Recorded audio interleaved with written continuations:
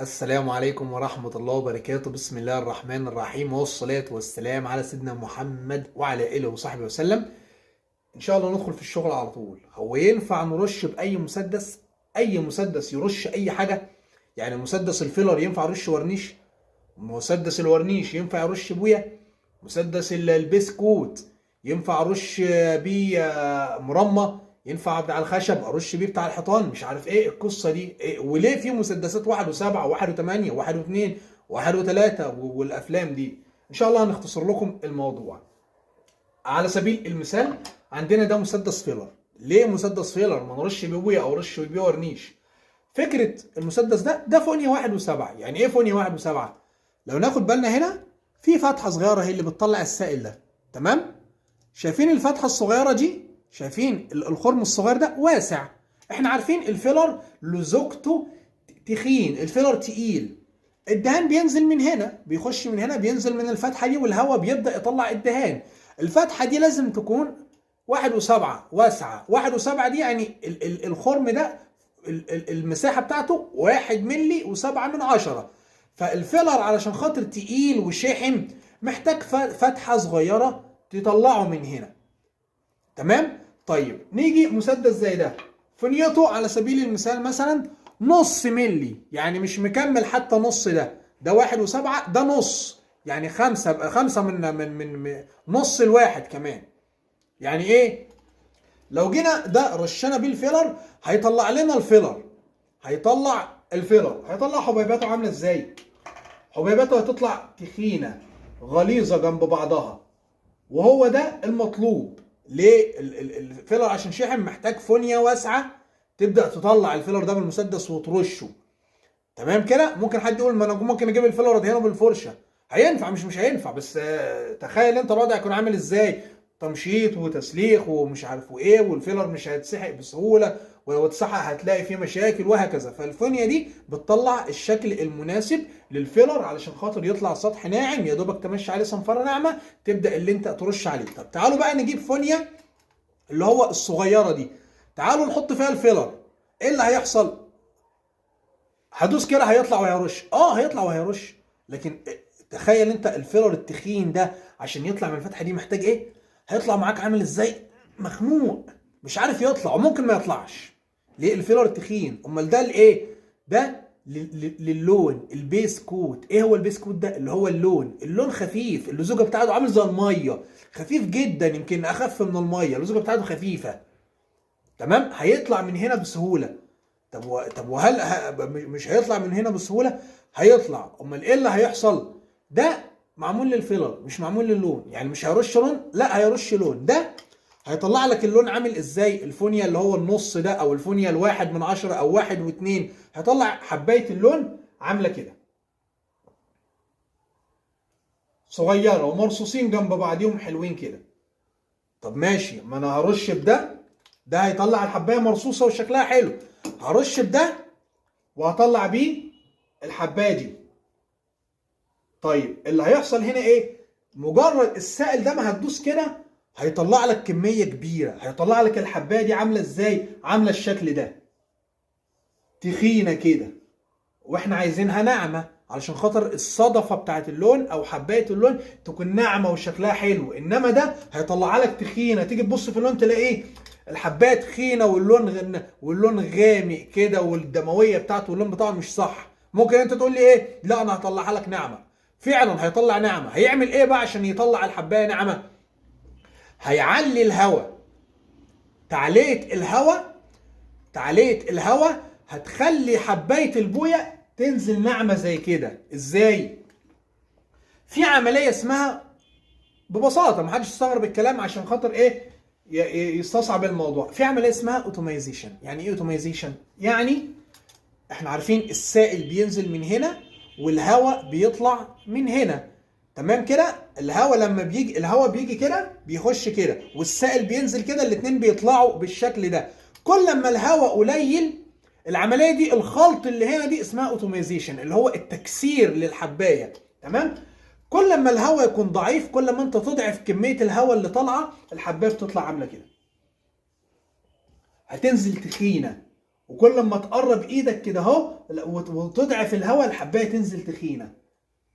طيب تعالوا على نفس ضغط تعالوا بقى نعلي كميه الهواء شويه، نعلي الهواء. ايه اللي هيحصل؟ عشان تعلي الهواء تضطر ان انت تبعد ايدك، لانك لو عليت الهواء وقربت ايدك هتلاقي البويه بتسيل. تمام؟ فانت لما بتعلي الهواء جامد، عمليه الاوتوميزيشن او الهواء اللي طالع بيكون اشد. اللون اللي طالع مع الهواء ده هيخلي البويه تعمل، هيكسرها اكتر، هيخلي الحبيبات دي تنزل عامله كده. ليه؟ هو زود الهواء، اصبح كده هو عمل نفس وظيفه ده. ما هو ده كان بيطلع الحبايه عامله كده صغيره برضو، لكن ده لما طلع الحبايه صغيره كده استهلك كميه هواء قليله. لكن ده عشان يطلع كميه الحبايه بالشكل ده اضطر ان هو يزود الهواء، ويبعد ايده عشان يعمل العمليه اللي هي ايه. بص هنفرض ان انا ايه، بقي دون مثلا جوه منه كميه طلاء او دهان. بص لما هنطلع هواء، بصوا الهواء اللي طالع مع الدهان، الدهان طالع بيتفرتك. لكن تعالوا نضعف الهواء مع الدهان طالع تقيل وطالع على مسافه قريبه، تقيل، هتطلع مخرز. تمام؟ الفكره كلها الهواء لما بيزيد بيساعد على التكسير، الحبايه بتطلع متكسره. غير كده بصوا كده شويه تركيز، بصوا اللي هيحصل ايه لما هنفتح بقنا. الهواء خلص بسرعه على مسافه قريبه، لكن لما تعالى نعمل الخزان تاني، بصوا التكسير عمال يكسر في كميه الدهان اللي طالعه وفي نفس الوقت محتفظ بالهواء اكتر. ليه؟ المكان مقفول اكتر. فهو هنا لما عمل العمليه دي اضطر ان هو يعلي الهواء ويستهلك كميه دهان اكتر. ادي الفكره ما بين الاستخدام. اي مسدس هيرش بنفس الطريقه. يعني انا معايا المسدس ده اللي بيعمل الحبايه دي، طب عايز اعمل بيه الحبايه دي هعمل ايه؟ يعني الموضوع مش هيكون بالسهوله برضك، هتضطر ان انت تضعف الهواء، تخلي الهواء ضعيف اكتر ما يمكن، وتقرب ايدك تحاول ان انت تعملها تخرزها. ليه؟ لان هو مش بتاع كده، هو بتاع بيطلع الحبيبات ناعمه. فانت هتجتهد عليه علشان خاطر يعمل لك الحبايه الخشنه اللي هي زي دي، وده هتجتهد عليه ان هو يعمل لك الحبايه الناعمه دي، زائد استهلاكه هو لكميه الهواء، هيستهلك كميه هواء اكبر علشان خاطر يكسر لك الحبايه بالشكل ده. طيب عندنا مسدسات خاصه بالبيس كوت ومسدسات خاصه بالورنيش الكلير كوت. ليه؟ المسدسات الخاصه بالبيس كوت او اللون اي مسدس هيرش. طيب تعالوا كده نتخيل الوضع، وفي نفس القصه ان شاء الله برضك نتكلم عن المرمات. ليه في مسدسات للمرمات ومسدسات للمساحات الكبيره. المسدسات الخاصه باللون دي وظيفتها ان هي ترش. بصوا المسدسات الخاصه بالورنيش اللي هي LVMB اللي هي مسدسات الضغط المتوسط، اللي هو بياخد 2 بار بيطلع، يعني بياخد من هنا 2 بار بيطلع من عند وش المسدس تقريبا 1.7 بار او 2 بار، ولكن هو بيكون 1.7 او 1.8 بار. يعني ايه؟ الخاص بالورنيش بيساعدك ان هو يخلي الورنيش سايح. برضو مش فاهمين ليه؟ يعني المسدس HVLB بياخد ال2 بار من هنا بيطلعهم من هنا 7 بار بس. يعني ايه؟ يعني بيطلع ضغط منخفض، بيخلي الدهان طالع على الهواء طالع على مسافة قريبة، فبالتالي الدهان هيطلع على مسافة قريبة، هيطلع بالشكل ده عامل كده. الخرزة تخينة شوية، فانت لما تيجي ترش بيه الورنيش هيطلع لك خرزية الورنيش عامله كده، العربيه هيكون لها بنطه. هتضطر اللي انت علشان خاطر تخلي البنطه سايحه انك تقرب ايدك وتقعد ترش كتير على مسافات قريبه، عكس المسدس اللي هو بياخد 2 بار بيطلعهم 1.7 بار، يعني بيطلع ضغط اعلى، بيطلع الحبايه متكسره اكتر، ناعمه اكتر، صغيره، فبالتالي هتطلع ناعمه وسايحه اكتر، والسطح والفيلم مشدود اكتر وناعم اكتر. يعني وفي نفس الوقت بيوفر لك في الهواء اكتر. فعندك كل مسدس هيكون، اي مسدس يعمل اي حاجه، ولكن الفكره كلها في توفيره للخامه وتوفيره لوقتك وتوفيره لكميه الهواء.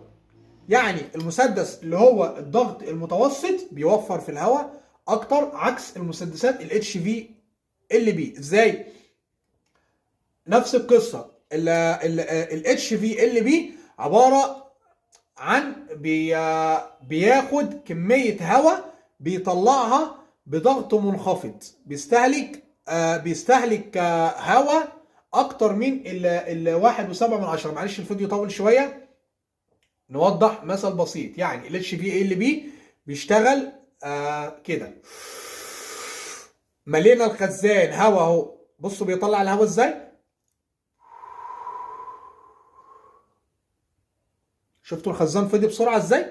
الخزان فضي خلاص، طلع الهواء على مسافه قريبه، فبالتالي الدهان هيطلع عامل كده تخين.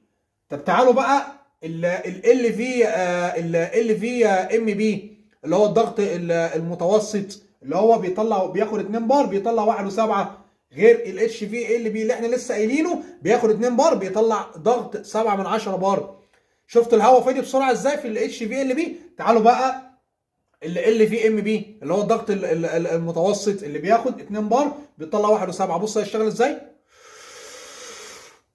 نفس كميه الهواء.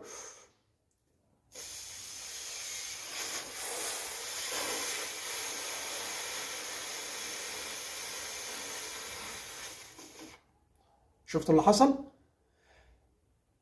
اخد وقت اكتر، وفر لك في الهواء، اشتغل وقت اكتر في الهواء، وفي نفس الوقت دفع لك الهواء لقدام، وبالتالي ساعدك على التكسير. عمليه الاوتوميزيشن دي كسر لك الحبايه صح، هتطلع بالشكل ده. يعني الاتش في ال بي لو انت زودت كميه الهواء هيشتغل لك زي ال في ام بي اللي هو الار بي في الساتا او الترانسكتيف ديفلوبس، هيشتغل، لكن محتاج منك ايه؟ انك تديله كميه هواء اكبر. هو مش عايز بقى 2 بار، انت عايز تطلع من عند وش المسدس 1.7، يبقى انت كده محتاج تديله 3 بار مش 2، علشان يطلع لك 1.2 بار من عند وش المسدس. يعني عشان خاطر يديك 1.7، احسبها انت بقى، ممكن تديله بتاع 4 بار او حاجه. شوف انت استهلكت كميه هواء قد ايه في الاتش في ال بي. طب ما انت لو كنت اشتغلت بال في ام بي اللي هو اللي بيطلع لك الخرزه اللي انت عايزها، كان هيوفر لك اكتر في الهواء وهيديك نتيجه احسن واسرع. ممكن حد يقول لنا طب ما انا ممكن بالاتش في ال بي اقعد اعلي الهواء وابعد ايديا وانزل الخرزايه تنزل دقيقه. انت واخد بالك عشان تعمل كده انت محتاج ايه؟ انت محتاج ان انت تمشي بسرعه بطيئه وجدا علشان خاطر الحبيبات تنتظم مع بعضها، ما يعملكش اورنج بيل والقصه دي، وفي نفس الوقت هيعمل لك اوفر سبراي حوالين المكان اللي انت بترشه. فاي مسدس ينفع، مش ما ينفعش، هينفع بس هيتعبك وهياكل معاك خامه وهياكل معاك كميه هواء. وممكن وفي الغالب ده لو مش اكيد مش هيديك نفس النتيجة برضه. بالنسبه للمرمات، ده مسدس وظيفته ان رايته صغيره وبيطلع الحبايه ناعمه جدا، هيرش لك الحبايات الصغيره. يعني هل ده ما ينفعش الكبير؟ لا هينفع، بس هيحتاج منك ايه بقى؟ انك تقفل الرايه وتقلل كميه الهواء، واخد بالك، وتنزل بالحبايه. انت لو قللت كميه الهواء الحبايه تنزل خشنه. طب انا احاول اقلل الهواء او ازود الهواء شويه وابعد ايديا، الاقي الحبايه نزلت مش عارف ايه، وهكذا. لكن ده هيديك اللي انت عايزه وهيديك بكامل رايته في المكان اللي انت عايزه. لكن ده مش هيرش، لا هيرش، بس هيحتاج تغير تقنيتك انت ومهارتك انت. اي مسدس هيرش يا رجاله الفكره كلها في اللي هيوفر لك واللي هيعمل معاك الجوده المطلوبه بالخامه المطلوبه بالوقت المطلوب بالتوفير المطلوب. يا رب يكون الفيديو حصل فيه فايده يا رجاله. يعني الفيديو طول شويه معلش، متنسوناش في الدعاء يا رجاله. معلش الفيديو طول، احنا ما كانش فيه المقصود، قدر الله مش فعل. بس اهم حاجه يا رب يكون حصل فايده. ما تنسوناش في الدعاء.